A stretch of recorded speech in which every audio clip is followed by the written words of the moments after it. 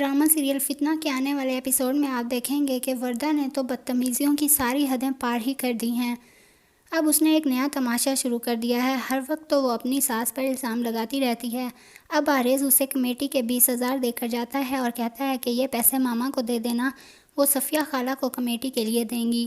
تو وہ کہتی ہے ٹھیک ہے میں انہیں دے دوں گی، لیکن جب صفیہ خالہ کمیٹی لینے آتی ہیں تو وردہ کہتی ہے کہ کمیٹی عارض نے تو نہیں لی تھی، اس لیے عارض وہ کمیٹی کے پیسے نہیں دے گا، بلکہ وہ کمیٹی کے پیسے ہدیٰ نے لیے تھے تو وہی دے گی۔ تو ثروت کہتی ہے کہ بیٹا تم تو خاموش رہو، وہ پیسے عارض نے اپنی شادی پر لگائے ہیں تو وہی وہ پیسے دے گا۔ لیکن وہ کہتی ہے نہیں، عارض ہرگز نہیں دے گا، یہ پیسے ہدیٰ کو ہی دینے پڑیں گے کیونکہ ہدیٰ نے ان سے لیے تھے۔ صفیہ خالہ چلی جاتی ہیں، وہ کہتی ہیں کہ میں بعد میں آ کر پیسے لے لوں گی۔ عارض جب آتا ہے تو ثروت اسے کہتی ہے کہ بیٹا تم نے بہن کی شادی کے ساتھ ساتھ خالہ صفیہ کی کمیٹی کے پیسے بھی دینے ہیں۔ تو وہ کہتا ہے کہ میں وہ پیسے تو آج وردہ کو دے گیا تھا، وردہ کیا تم نے اماں کو نہیں دیے؟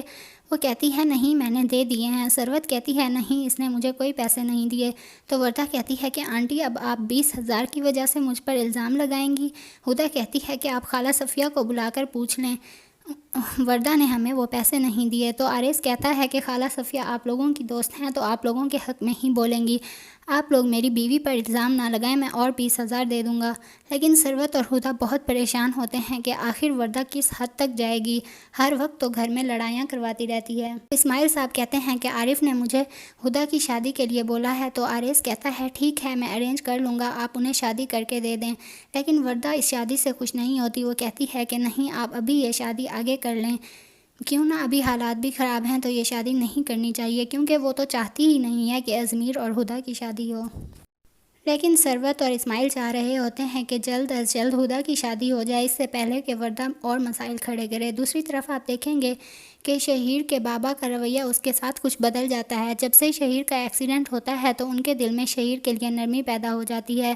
جب شہیر کے دوست اس سے ملنے آتے ہیں تو وہ بھی شہیر سے کہہ رہے ہوتے ہیں کہ تمہارے بابا کے اندر کا کھڑوس پن تو لگتا ہے ختم ہی ہو گیا ہے۔ مزید ویڈیوز دیکھنے کے لیے چینل کو سبسکرائب کریں اور بیل آئیکن پر کلک کریں تاکہ ہر آنے والی ویڈیو آپ تک پہنچتی رہے۔